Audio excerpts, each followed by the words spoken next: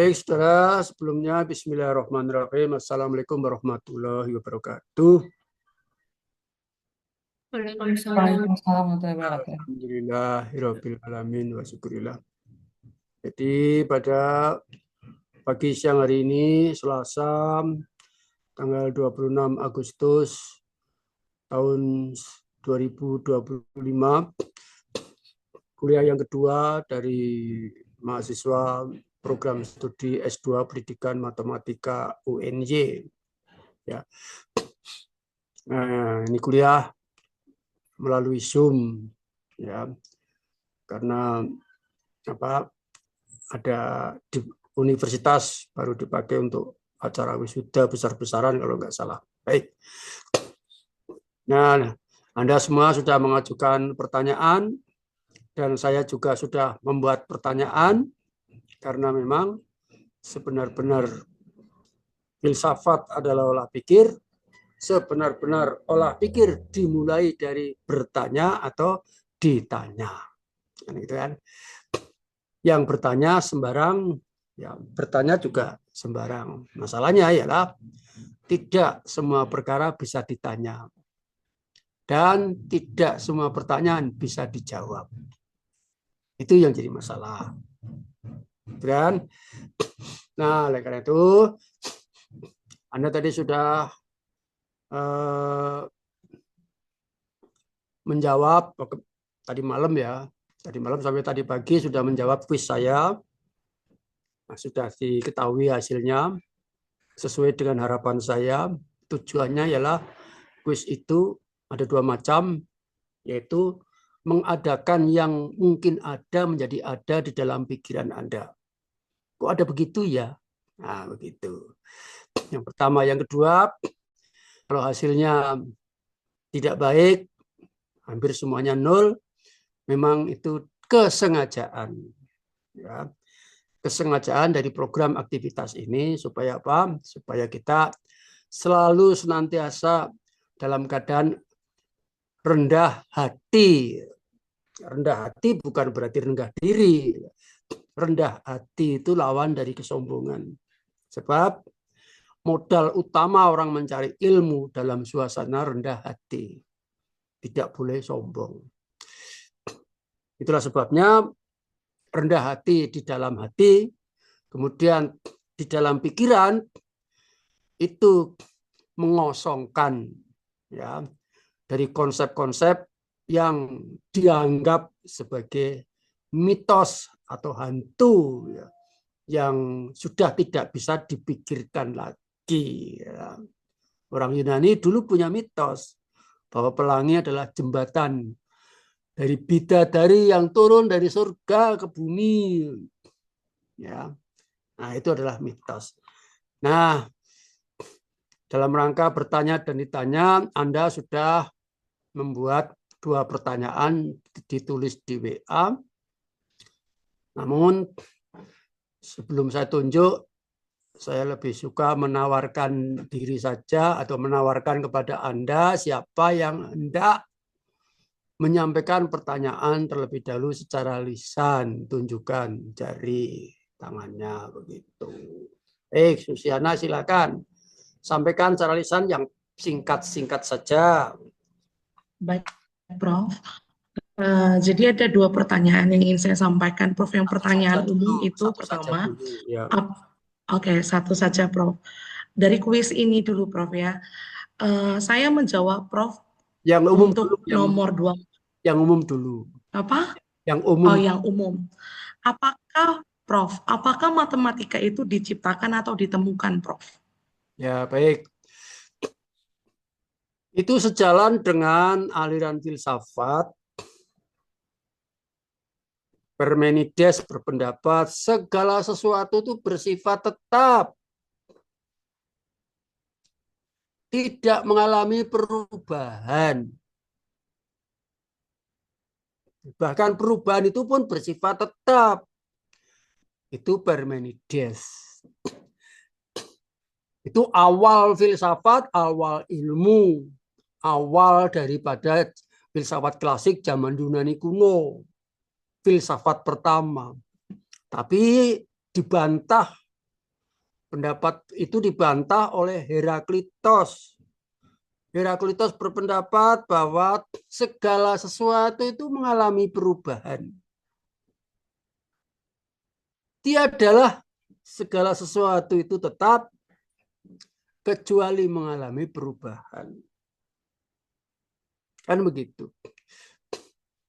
Nah, kalau dilihat dari perspektifnya, Parmenides itu kenapa dia berpandangan bahwa segala sesuatu bersifat tetap? Karena dia dari kacamata pikiran. 2 tambah 2 sama dengan 4 itu ya dari awal zaman sampai akhir zaman ya tetap. Tidak mengalami perubahan. 2 tambah 2 ya sama dengan 4. Tetap. Siang, malam, dan sebagainya. Dari kacamata pikiran, dari kacamata ideal. Sementara Heraklitos dari kacamata realita. Menurut Heraklitos, tiadalah sesuatu itu bersifat tetap, melainkan berubah. Pak Marsikit itu berubah. Maka karena Pak Marsikit berubah, maka tidak pernah terjadi Marsikit sama dengan Marsikit di dalam realita. Kalau saya ucapkan, maka ada 2 Marsikit. Marsikit pertama dan Marsikit kedua. Marsikit pertama apa? Belum haus. Tapi Marsikit kedua sudah haus. Ingin tahu buktinya?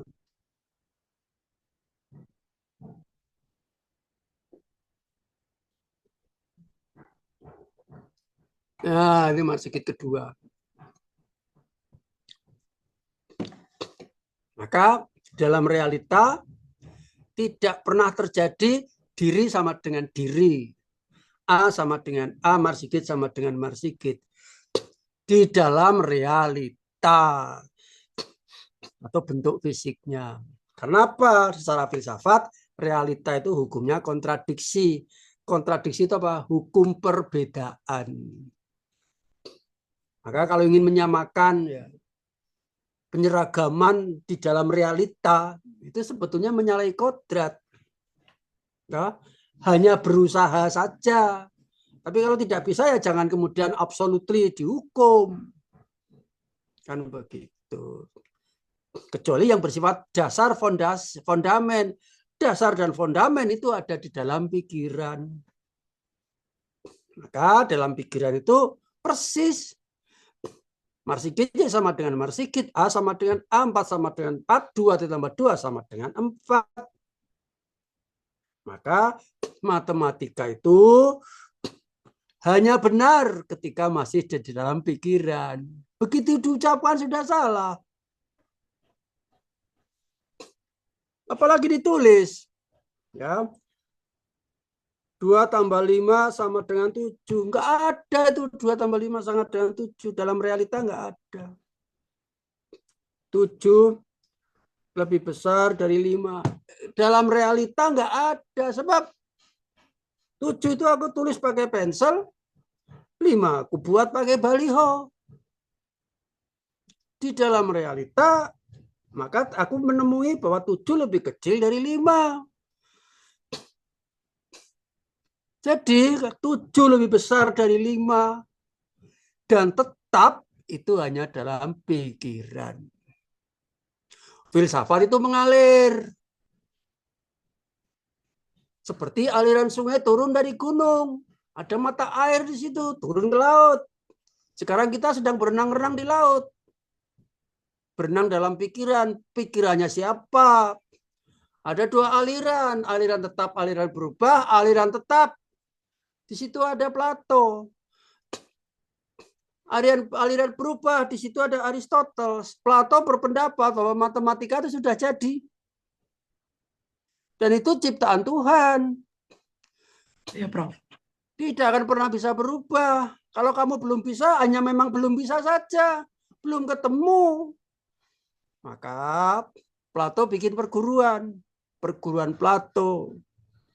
Silakan kamu datang ke tempat saya. Akan saya tunjukin gimana caranya menemukan matematika. Kan begitu. Hanya karena tubuhmu yang bebal itu aja yang menyebabkan kamu nggak bisa menemukan matematika. Nah, jadi matematika sudah jadi. Tinggal tugasnya manusia menemukan saja matematika itu entah di mana. Karena itu ciptaan Tuhan. Kan begitu. Itu ditolak sama muridnya Plato yang bernama Aristoteles. Kalau di bahasa Jawa kan ya, di bahasa Indonesia kan jadi Aristobasa, Aristoklebus, Aristoteles. Bahasa Inggrisnya Aristoteles ya. Ya. Nah, Aristoteles berpendapat tidak, matematika itu dibangun lewat pengalaman pikiran manusia. Manusia membangun matematika. Nah, kemudian mengalir lagi sampai pada matematika murni. Matematika murni itu totalnya ikut Plato. S2 murni, S3 murni, S1 murni, Gajah Mada, ITB, UI, matematika. Itu pengikut Plato. Sedangkan guru-guru anak SD, SMP lebih suka ke pengikut Aristoteles. Kan begitu. Maka matematika murni itu adalah mathematics is for mathematics. Nggak pedulilah kamu bisa atau tidak. Bagi saya matematika itu indah. Walaupun bagi murid itu matematika sangat sulit seperti neraka, bloody hell gitu. Tapi nggak peduli. Maka sebagai guru dia berkepentingan mengetahui matematika sekolah, yaitu matematika aliran Aristotelian. Gitu ya, Mbak Susi. Baik, Prof. Berikutnya siapa yang masih umum dulu sembarang? Yang mau bertanya, tunjukkan. Jangan lama-lama, aku ngantuk kalau gitu. Kuliah kayak gini suruh bertanya, tertegun. Pikirannya jangan wajahnya Pak Marsigit. Wajah Pak Marsigit ya selalu mengalami perubahan. Ya. Dari waktu muda tampan, sekarang ya sudah kayak gini. Kamu jangan tertegun pada wajahnya Pak Marsigit. Pikirannya, ayo siapa yang mau bertanya? Ayo Pak. Oh ya, siapa? Ramasari. Pak. Silakan. Ini kan Pak berbicara tentang pandangan filsafat pada tahap power now, bagaimana dinamika kekuatan masyarakat Pak? Menurut Bapak seperti apa? Ya, power now itu kan paling bawah kan arkaik, manusia batu. Di atasnya manusia tribal. Di atasnya manusia tradisional, di atasnya manusia feodal, di atasnya manusia modern, ya, di atasnya power now. Contohnya ya, Donald Trump, Trumpisme, gitu. Nah, manusia batu tuh di mana lokasinya? Kalau kita mau cari di gunung, di kota, di London, New York, Tokyo, di Afrika, di Amerika Latin, di Sungai Amazon, di hutan Amazon, Kalimantan, pedalaman, Papua pedalaman, Aceh pedalaman, India pedalaman, Puncak Everest, Kutub Utara, Kutub Selatan. Pilih mana? Manusia batu. Ramasari, pilih manusia batu di mana?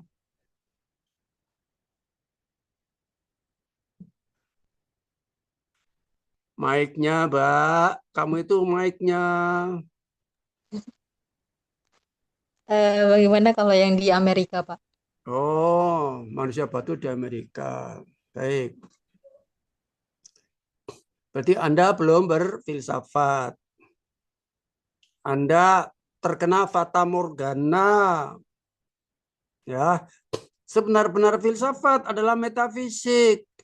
Di sebalik batu ada siapa?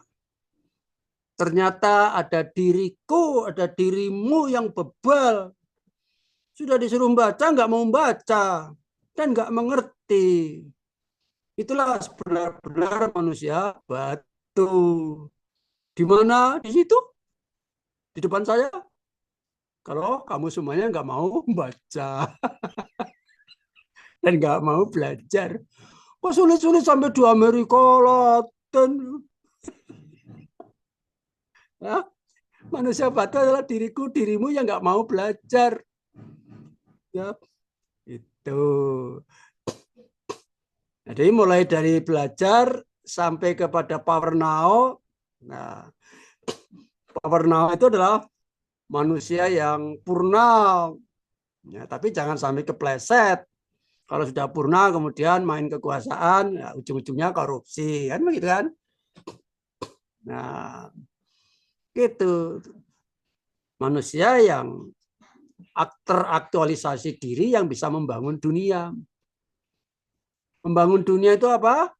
Membangun dunia adalah menerapkan pikiran dan memikirkan tindakan. Kan begitu. Dan menerapkan, mengembangkan, membangun, dan seterusnya. Ilmu. Membangun ilmu-ilmu. Maka itulah manusia power now. Semua kepala negara itu yang menjadi manusia power now. Gitu ya. Zaman sekarang ini. Gitu. Jangan dikira manusia batu ada di puncak gunung. Kita semuanya itu. Ya. Nah, di dalam Khazanah Filsafat kalau Anda dapat kuis 50, ya, maka Anda semua dapat 0, nggak ada yang benar. Itulah sebenar-benar manusia batu. Carinya ke Amerika, pegang dirimu sendiri. Itulah manusia batu. Maka fungsinya Pak Marsikit itulah memecah pikiranmu itu supaya jangan jadi batu ya. Dengan banyak pertanyaan, dengan banyak kuis, dan sebagainya supaya cair. Pikiran yang cair, fleksibel, kreatif, efektif, dan seterusnya. Komprehensif. Begitu. Baik. Lagi, siapa yang mau bertanya? Ramasari ini, halo? Sudah, Pak. Sudah merasa terjawab belum pertanyaannya? Sudah, Pak. Nah, iya. Gitu. Yang lain siapa? Mau tadi Saka Haji mau bertanya ya? Silakan Mas Saka. Apa yang dimaksud dengan sesuatu itu bersifat, mengikuti sifat, dan diikuti sifat? Oh iya. Jadi objek filsafat itu ya secara metafisik meliputi yang ada dan yang mungkin ada. Makanya belajar filsafat itu sulit karena objeknya meliputi yang ada dan yang mungkin ada. Banyak sekali. Tapi objek formal atau objek literal itu ada dua, yaitu objek formal dan objek material. Objek formal itu bentuknya. Objek material itu isinya. Jadi kalau saya melihat Anda ini semuanya itu kita berkomunikasi lewat bentuk. Jangankan kamu, aku punya istri aja berkomunikasi dengan istri pun lewat bentuk. Sebenar-benar istriku sebenarnya tuh aku nggak akan pernah ngerti. Ya, ngerti sekarang lah, besok belum terjadi. Gitu. Nah, jadi kita berkomunikasi lewat bentuk. Maka bentuknya Pak Marsikit itu ada bermiliar-miliar. Bentuknya istri saya bermiliar-miliar. Maka kecil saya. Kalau hanya punya istri 1000 mah kecil saya. Karena istriku itu ada yang berwarna pakai baju merah, baju kuning, baju biru. Istriku yang muda, istriku yang sedang, istriku yang sekarang udah tua. Istriku yang sedang tidur, sedang mandi, sedang olahraga, sedang pergi ke pasar. Itu semua istriku semua. Bentuknya ada berapa? Bermiliar-miliar. Ya. Kalau cuma 4, Poligami kecil. Saya multigami saya. Multigami ya. Istri saya tuh 1000 lebih loh. Ya. Nah, buka saja albumnya. Mulai pernikahan sampai punya anak, sekarang punya cucu gitu. Nah, sekarang sedang pergi kontrol ke rumah sakit berobat. Nah, semua itu istri saya itu. Itulah bentuknya. Jadi kita berkomunikasi dengan bentuk. Jadi yang di muka Anda, yang di muka saya ini bukan kamu. Ini mah bentuknya. Nah, kalau kamu aku pegang wajahmu ini semua rata semua itu. Real. Aku mengajar mahasiswa dengan wajah semua rata. Takut aku. Kayak makhluk gaib. Wajahnya rata. Malam Jumat Kliwon. Lari terbirit-birit aku. Ya. Muridku rata semua wajahnya. Apakah muridku yang ada di depan saya? Bukan. Itu mah bentuknya. Jadi kamu ya sadarlah. Kamu besok punya pasangan, calon suami, calon istri itu mah bentuknya saja. Substansinya kamu nggak akan pernah ngerti. Ya, jangan merasa milik absolutely, totally seluruhnya dimiliki. Ya. Sadarilah, ada yang tidak pernah bisa kamu ungkap misteri itu. Ya. Walaupun itu pasangan hidupmu sekalipun. Kan gitu. Itulah ya. Maka yang sekarang kelihatan di komputer saya itu adalah wadahnya atau bentuknya. Sedangkan benar-benar kamu ada di mana, aku nggak ngerti, ada yang ada di kampus, ada yang di rumah, karena ini Zoom online. Bentuk itu apa? Bentuk itu adalah ruang. Ruang itu apa? Ruang itu sifat. Maka bentuk punya isi. Isi dari kamu yang ada di depanku ini, ya kamu itu bisa jiwamu, bisa cita-citamu, bisa perasaanmu, itu isimu semua. Juga bisa arwahmu. Siapa yang ngerti?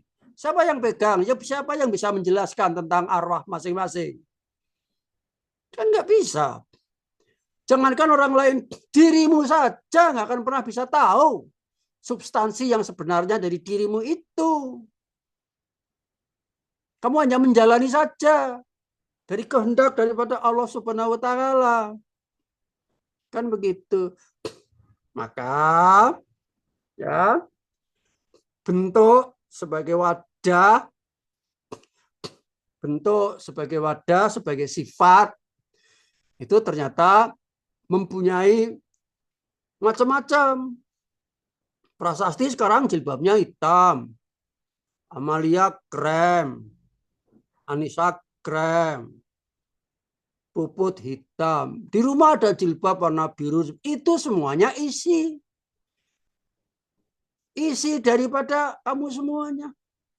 Dan kamu semua yang bisa bergerak-gerak, berkedip-kedip di depan saya itu juga isi. Dari apa? Dari setiap tulisan yang ada di depanku.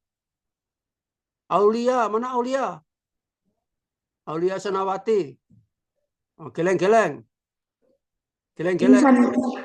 Nah, yang geleng-geleng itu isinya. Wadahnya adalah Aulia Senawati. Kalau saya katakan yang geleng-geleng itu isinya, dia punya isi lagi, yaitu ruhnya, cita-citanya, prestasinya, benar nolnya. Ya, dari jawaban itu isi daripada orang geleng-geleng itu. Ya, jadi sebenar-benar bentuk, kalau filsafatnya sudah semakin tinggi, adalah isi. Kalau ditinggikan lagi filsafatnya, maka sebenar-benar bentuk, sebenar-benar wadah, tidak lain tidak bukan adalah isi, dan sebenar-benar isi tidak lain tidak bukan adalah bentuk. Bentuk itu sifat, isi itu sifat. Pak Marsikit namanya Marsikit, itu wadahnya. Yang geleng-geleng itu wadahnya lagi. Terus memuat kacamata, kacamata itu wadahnya, karena dia ada bingkai, ada kacanya. Kaca itu wadah. Karena di dalamnya ada kristal, ada zat besinya dan lain sebagainya. Nah, bingkainya ada wadah, itu ada catnya, ada tulisannya juga. Nah, gitu. Itulah yang dimaksud sifat bersifat.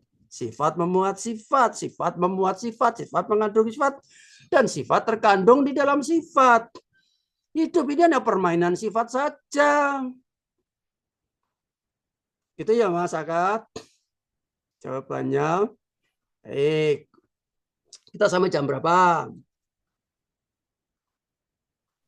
Jam 11, Prof. Jam 11. Siapa lagi yang mau bertanya? Kalau nggak ditanya nggak berfilsafat. Ya, karena sebenar-benar filsafat itu bertanya dan penjelasannya. Yuk, silakan. Tunjukkan jarinya. Oh, Pak Kurniawan. Ya, Prof. Pertanyaan saya untuk yang umum ya, Prof. Hmm. Apakah tujuan utama ilmu pengetahuan, Prof? Apakah untuk mencari kebenaran atau memberi manfaat bagi manusia, Prof? Tujuan ilmu pengetahuan dapat diturunkan dari tujuan filsafat.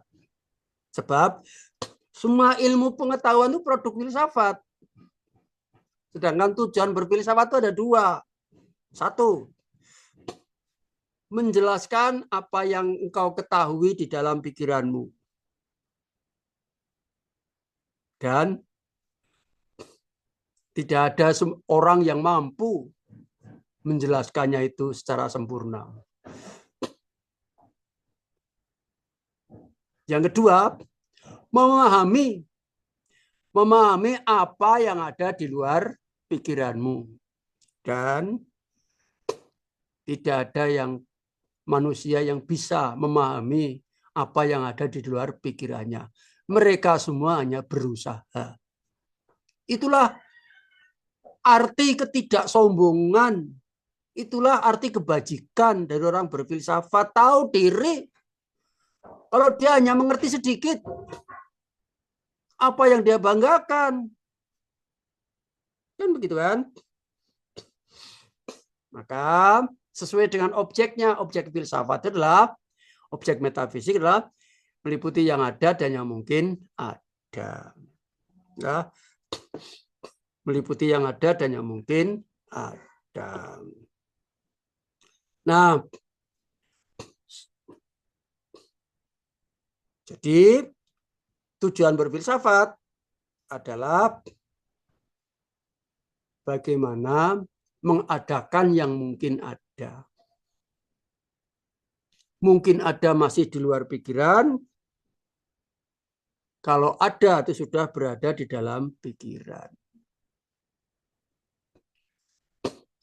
Jadi tujuan ilmu ya memecahkan masalah atau menjelaskan ya ilmu sendiri, ilmu itu sendiri. Yang kedua adalah menggunakannya untuk menjelaskan hal-hal yang berada di luar ilmunya. Kan begitu. Yo. Kita sudah pernah praktek belum yang saya pegang ini? Sudah ya? Belum. Ya. Kamu tahu bedanya enggak antara yang ada dan yang mungkin ada? Tahu bedanya enggak? Ada antara yang ada dan yang mungkin ada.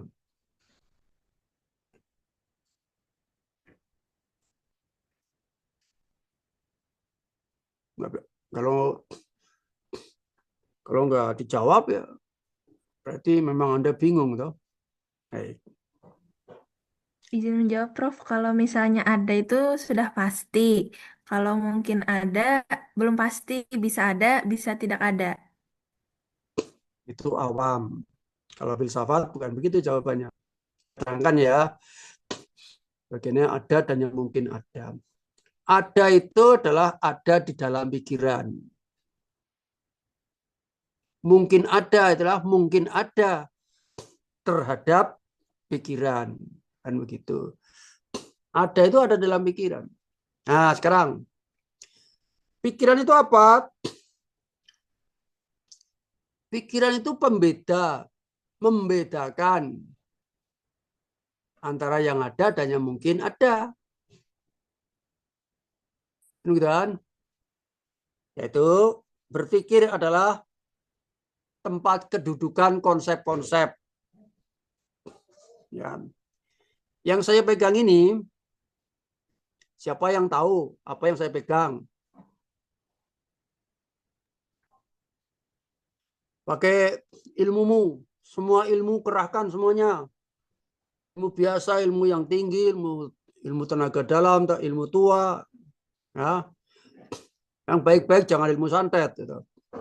Ya, telepati segala macam ya, ilmu sulap dan sebagainya silakan.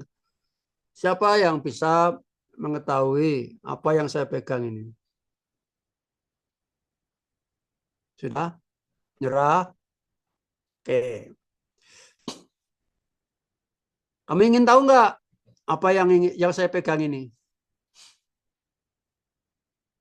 Kalau nggak ingin ya udah Iya, selesai Bro. kuliahnya. Karena nggak kooperatif gitu. Ya. Ingin tahu nggak? Iya, Bro. Prof. Ya. Kosong, Prof. Ya, boleh. Siapa yang ingin menebak? Ya, baik. Kalau ingin tahu, yang saya pegang ini statusnya dalam dikaitkan dengan pikiran Anda, statusnya ialah mungkin ada bagi pikiranmu. Mungkin. Bisa ada, bisa tidak. Tergantung siapa? Tergantung saya. Dan tergantung kamu juga. Kamu ingin tahu nggak? Dan saya ingin bisa menunjukin nggak? Mau menunjukin nggak? Kan begitu. Serius ingin tahu? Ingin, Bro. Ingin. Ya, Prof. Serius, Prof. Kalau begitu, mari kita praktek. Praktek sambil merasakan, sambil menghayati nikmat dan keagungan daripada kuasa Allah Subhanahu wa Ta'ala yang telah menciptakan manusia dengan segala kelebihannya. Yang saya pegang ini nanti, ya, kalau saya buka, itu akan masuk ke dalam pikiranmu, itu menjadi masalah. Bersedia enggak? Bersedia, Iya. Bro. Baik. Mari kita praktek. Ya, mari kita praktek dengan cara ketika masuk ke dalam pikiran itu, kamu merasakan atau tidak, bergetar atau tidak, seperti apa sensasinya. Ada nggak terasa sesuatu yang masuk atau sesuatu yang berjalan merayap di permukaan kepalamu itu? Oleh karena itu, maka mari kita bersama-sama pegang kepala. Semuanya tanpa kecuali. Pegang kepala. Ini nanti akan saya buka hitungan mundur mulai dari 5. Ingat-ingat, begitu kamu melihat apa yang saya buka, langsung itu masuk ke dalam pikiranmu. Janji ya? Janji. Siap semuanya? Susiana, mana kepalamu? Di sini, Prof. Ya dipegang kepalamu. Loh kenapa? Tertawa. Tadi udah janji kok. Oke. Kamu tujuannya pegang kepala ngapain? Yang ada di dalam, yang tadi Loh, kamu nggak konsentrasi berarti tadi. Kamu ada kegiatan lain ya? ada tadi, Prof, Nah, laporan dari itu kelihatan. Jadi filsafat ini kelihatan kalau orang itu nggak berpikir ya, blank. Ya, jangankan ya menghadapi serius kayak gini aja kelihatan kalau orang nggak berpikir kok. apalagi disambi-sambi seperti Susiana tadi. Ya, pasti ketinggal dia. Jadi tujuan pegang kepala ini adalah untuk merasakan sensasi. Bagaimana pikiranmu kemasukan benda yang sekarang dipegang oleh Pak Marsigit. Karena benda yang dipegang oleh Pak Marsigit sekarang statusnya adalah yang mungkin ada bagi dirimu. Belum ada dalam pikiran. Cek sekali lagi, cek. Apa benda yang saya pegang? Kan nggak ada yang ngerti. Artinya belum ada di dalam pikiran. Oke? Baik. Mari kita pegang lagi. Saya hitung mundur. 5, 4, 3, 2, 1. Iya.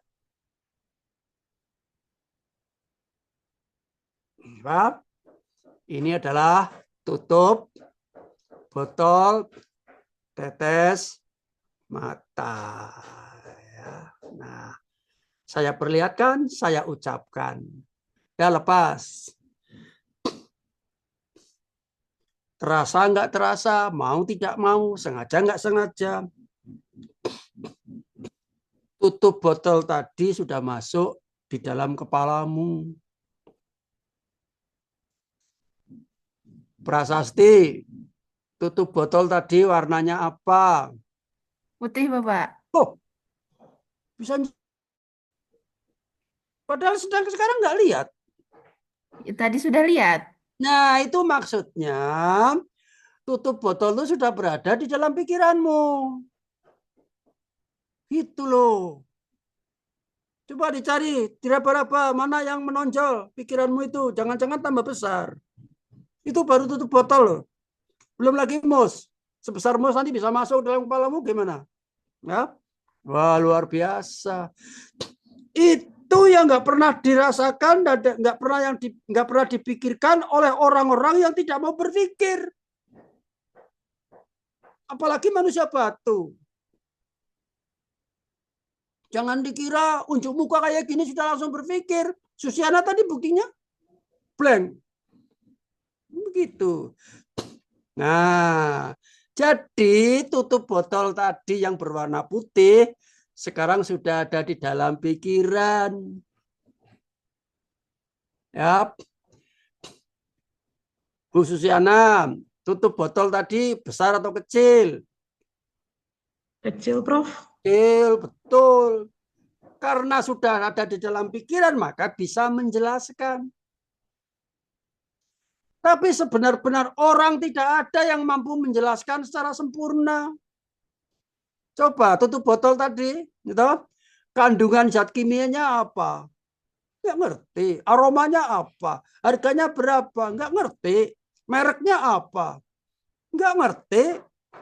Padahal itulah salah satu tantangan, salah satu tujuan belajar filsafat adalah menjelaskan apa yang ada di dalam pikiranmu dan tidak ada orang yang mampu. Dari sini kita sudah rendah hati, bukan rendah diri loh, rendah hati. Itulah nilai kebajikan orang belajar filsafat.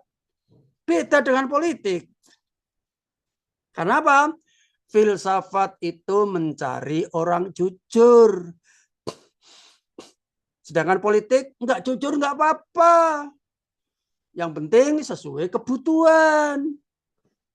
Cuma politik.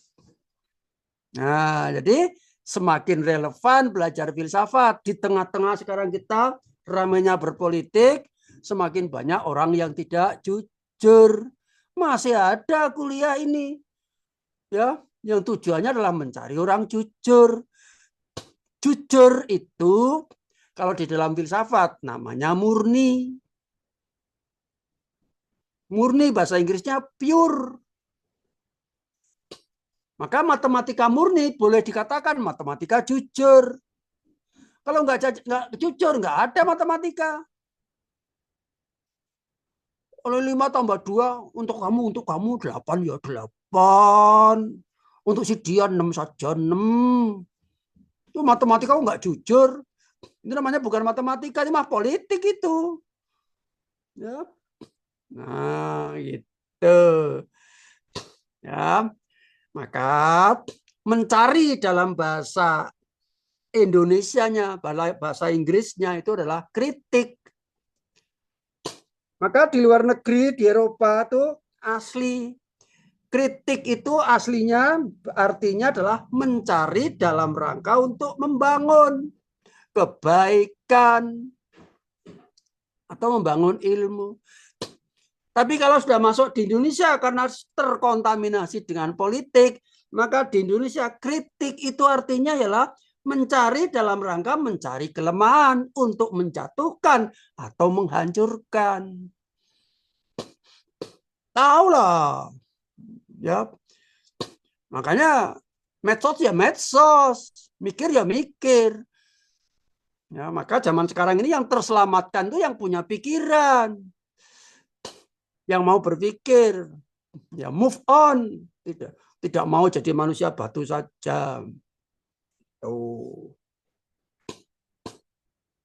Tadi siapa yang bertanya? Kok saya sampai ke situ? Oh iya, itu ya. Jadi jelas. Padahal objek filsafat adalah meliputi yang ada dan yang mungkin ada. Maka dari sini aku bisa mendefinisikan definisi belajar yang paling dasar secara filsafat. Yaitu apa?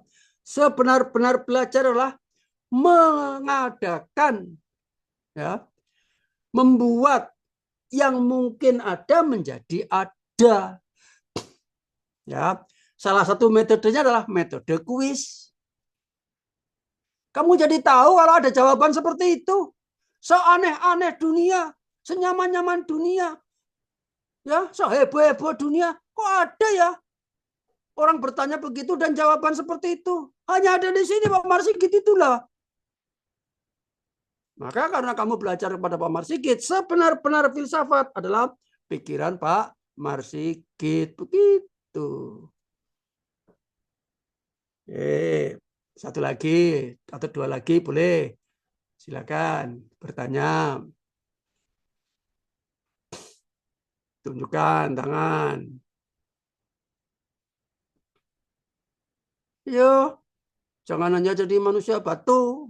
Suruh bertanya nggak mau. Wah, ini batu saja besar sekali batunya. Ya. Ya. Maka fungsi saya adalah memecah batu itu supaya terpecah-pecah, tercerai-berai. Ya. Jadi nanti Anda akan mengalami kekacauan dan kebingungan konsep. Dan itu bagus. Bingungnya filsafat itu bagus, tapi jangan sampai bingung di hati. Sebab bingung di hati itu adalah na'udzubillah min dzalik, godaan setan. Tapi bingungnya di dalam filsafat itu adalah pertarungan antara tesis dan antitesis. Dan itu yang harus dicari. Nah, kita jadi tambah profesional toh, bisa membedakan bingung hati, bingung pikiran. Itu ciri-ciri orang pendidikan. Jangan kacau hatinya, pikirannya kacau, tangannya kacau, kakinya kacau, semua ditendang. Itu namanya orang tidak profesional. Ya, kalau orang sudah profesional, sekacau-kacau hati, ya, pikiran tidak kacau. Itu. Sekacau-kacau pikiran, itulah ilmu. Hatinya tetap tenang. Maka adabnya orang berfilsafat ialah, ya, janganlah engkau menyombongkan diri, merasa bisa mengetahui segala sesuatunya pakai pikiran, pakai matematika, pakai filsafat, apalagi berniat untuk mengungkap misteri ketuhanan. Gitu. Hubungan antara pikiran dan hati suatu ketika ada saatnya di mana perjalanan hati tidak bisa diikuti oleh pikiran. Yang namanya sholat khusyuk itu nggak berpikir. Khusyuk masih ngitung, aku sholat sekian menit, semenit berapa rupiah, ya. Wah, nanti ruginya berapa aku tinggal, untungnya berapa aku tinggal, segala macam. Itu namanya nggak kusuk sholatnya. Ya, sholat kusuk, ya, perjalanan hati itu pikiran harus berhenti, kan begitu. Dan itu dipraktekkan oleh kaum sufi.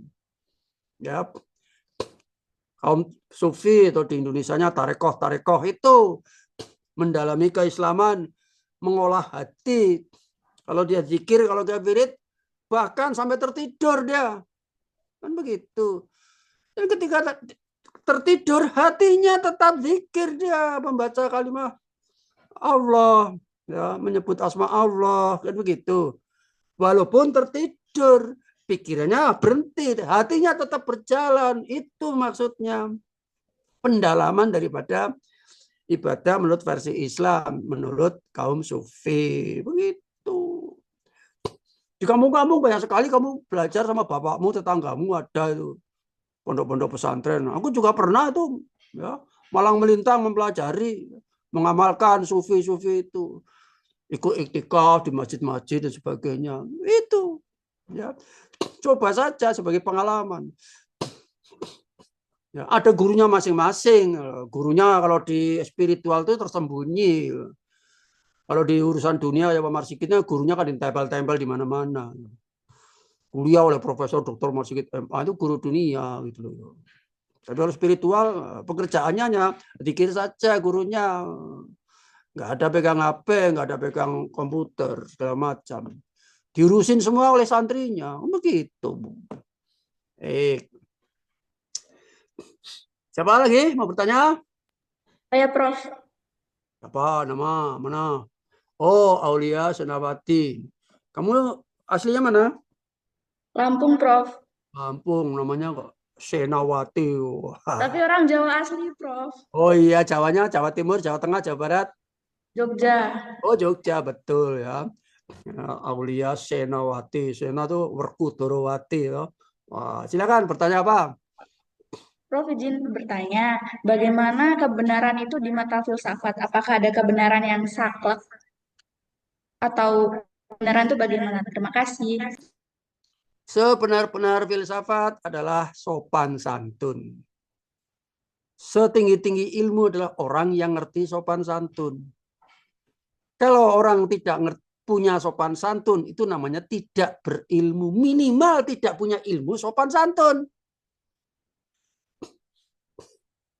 Sebenar-benar sopan santun terhadap dunia dan akhirat. Dunia dan akhirat itu bermakom-makom, bertingkat-tingkat. Jangankan urusan dunia di dalam pikiran. Sedangkan gedung saja bisa bertingkat-tingkat. Maka di dalam filsafat, kamu tadi pertanyaannya apa? Lupa. Apa pertanyaanmu? Apa nilai kebenaran di mata filsafat? Iya. Maka di dalam filsafat ada struktur. Ada 4 struktur utama. Bisa ditambah 8, bisa tambah 20. Ditambah struktur itu meliputi yang ada dan yang mungkin ada. Gitu. Jadi dari bumi sampai langit sana, kalau mau dibikin sab, kalau agama Islam ada bumi itu sab 7 ya. Tapi kalau pikiran manusia 7 bisa dibelah jadi 2. Gitu. Sab pertama yang agak rendah, sedang, agak tinggi. Demikian seterusnya, sehingga pikiran kita bisa membuat, apalagi orang matematika ya, sab atau XI gitu. I-nya berjalan dari 1 sampai N. Nah, di mana I menunjukkan sab keberapa. Wah, X1 sab 1, X2 sab 2. Wah, sampai sab terhingga. Gitu. Secara kasar, utamanya filsafat membagi dunia menjadi 4. Paling bawah dunia materi, di atasnya dunia formal tadi, di atasnya lagi dunia ilmu normatif, dan di atas sendiri dunia spiritual. Masing-masing dunia punya kebenarannya sendiri. Kebenaran material itu beda dengan kebenaran formal. Kebenaran isi itu beda dengan kebenaran bentuk. Pak Marsikit geleng-geleng, itu bentuknya. Tapi sebenar-benar Pak Marsikit rohnya apa geleng-geleng? Gitu? Nah, di atas formal itu ada normatif ilmunya.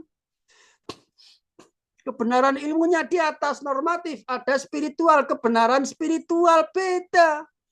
Kebenaran hati dengan kebenaran pikiran mah beda. Kan begitu. Nah, biasanya hubungan antara pikiran dan hati itu adalah mimpi itu.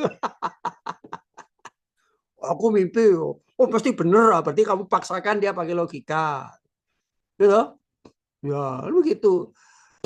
Kamu kok ngawur saja. Aku anggap mimpi, lalu kamu paksakan hidup itu seperti mimpi. Kan begitu. Ya, ya masing-masing. Nah, kebenaran pikiran saja ada macam-macam. Tadi yang ilmu, ya, ilmu kan pikiran. Filsafat itu masuk ke dalam cataran ketiga, yaitu normatif, dunia ilmu. Dunia ilmu, dunia pikiran. Pikiran saja. Kalau filsafat dibagi dua, pikiran atas dan pikiran bawah.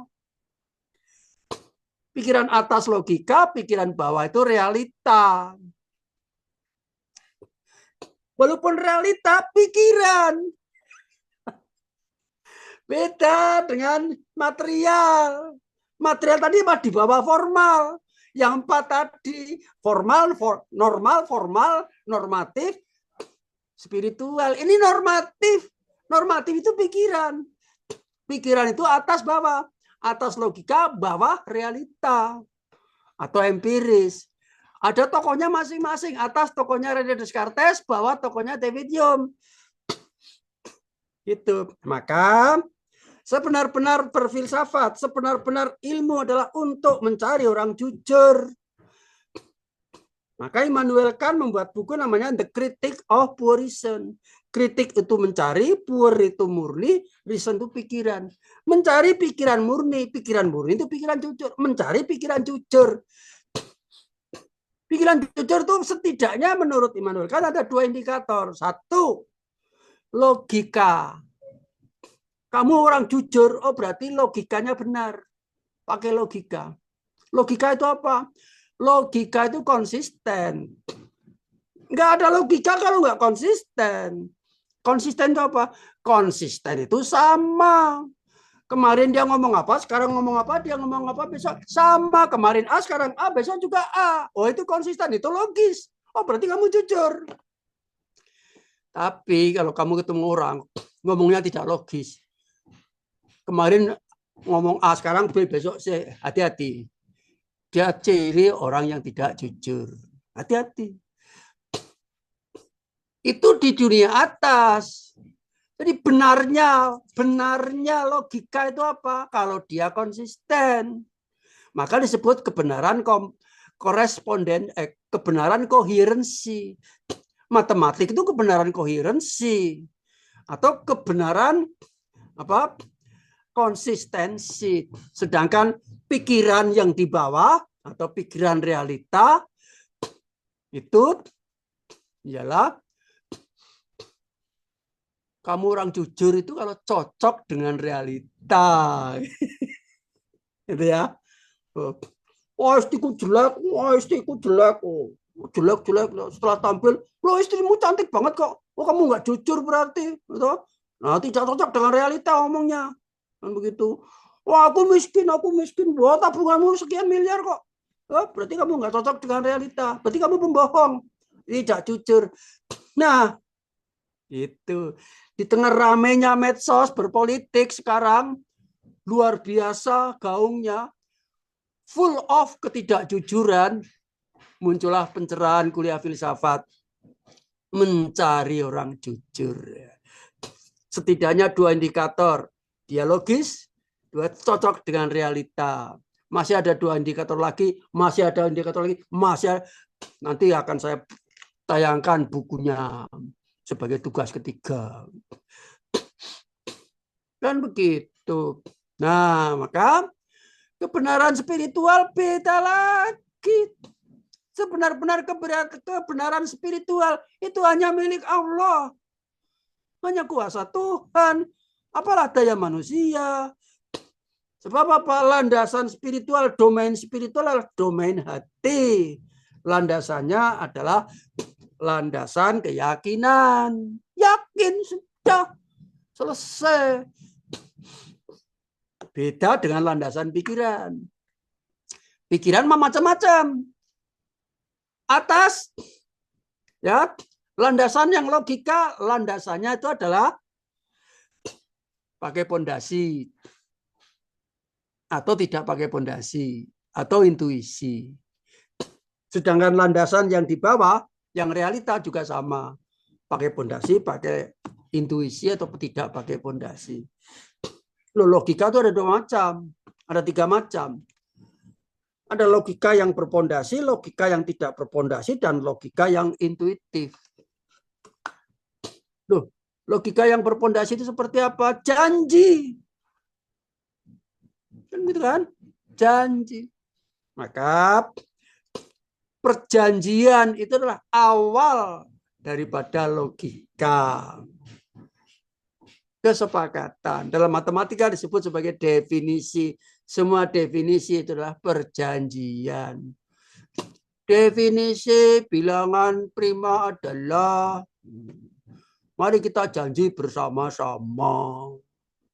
Aku nggak setuju, ya udah, nggak usah dibaca bukunya. Tuh. Jadi Senawati tadi bertanya tentang kebenaran, macam-macam kebenaran, udah lengkap sekali. Maka ada yang namanya kebenaran formal. Formal itu apa? Formal itu hukum, ilmu bentuk. Ya. Ada juga kebenaran formal, kebenaran logika, dan juga kebenaran normatif turun ke bawah. Bisa dipakai untuk kebenaran formal. Kebenaran formal itu hukum, bentuknya. Kalau Pak Mas Sigit geleng-geleng logis enggak? Ya logis lah, geleng-gelengnya kan hanya untuk contoh kuliah. Kecuali geleng-geleng itu refleksi daripada kesombongan. Gitu. Ya logis lah. Kan gitu kan? Nah, maka realita itu punya kebenarannya sendiri, beda dengan logika. Kebenaran realita itu adalah kebenaran kecocokan atau kebenaran korespondensi. Realitanya berapa? Ya, 1, 2, 3, 4, 5.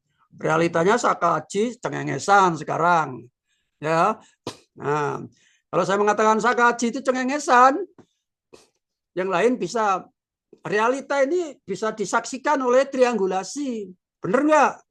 Kalau Mas Sakaji cengengesan tadi. Ya, ada apa Mas Sakaji? Mas Sakaji, jangankan kamu memperhatikan, tidak memperhatikan. Jangankan tidak memperhatikan. Memperhatikan saja kan nggak akan bisa. Gitu? Jadi saya mengatakan Mas Sakaji itu cengengesan. Benar nggak, Mas Kurnia? Benar, Pak. Itu namanya kebenaran korespondensi. Ucapanku cocok dengan kondisinya Mas Sakaji yang pada saat itu cengengesan. Kan begitu. Ini bukan masalah perasaan atau baper. Ini ilmunya. Waduh. Ini saya berperan ganda ya, sambil mengendalikan, mengingatkan, sekaligus membuat ilmunya. Sebetulnya nggak baik guru kayak gitu ya, membuat pesan ganda. Tapi kebaikan jangan dikira. Pemimpin itu bisa buruk loh kalau rakyatnya buruk. Jangan maunya pemimpinnya bagus saja, tapi rakyatnya nggak mau bagus. Sama saja dengan dosennya. Ya. Kadang-kadang ya kecelakaan atau nasib itu ditentukan oleh faktor luar. Ya saya tadi ngomong cengengesan gara-gara ada mahasiswa yang bersikap seperti itu. Nah, makanya saling menjaga. Mari kita saling menjaga marwah ini, gitu. Nggak bisa. Aku tadi kadang mengatakan kamu itu di bawah pemantauan saya, gitu ya. Gitu ya. Ya, jadi saya bisa baper loh. Ya, kamu tersenyum dikira tersenyum dengan saya. Aku sudah baper ya. Untung saya pelupa. Ya. Ya, janji nanti setelah kuliah ini aku lupakan semua dan nama wajahnya juga lupa gitu ya. Alhamdulillah, kalau ingat bahaya. Masa kuliah mengingat mahasiswanya sampai nggak bisa tidur, bahaya. Ya, nah, untung lupa, segera dilupakan, begitu.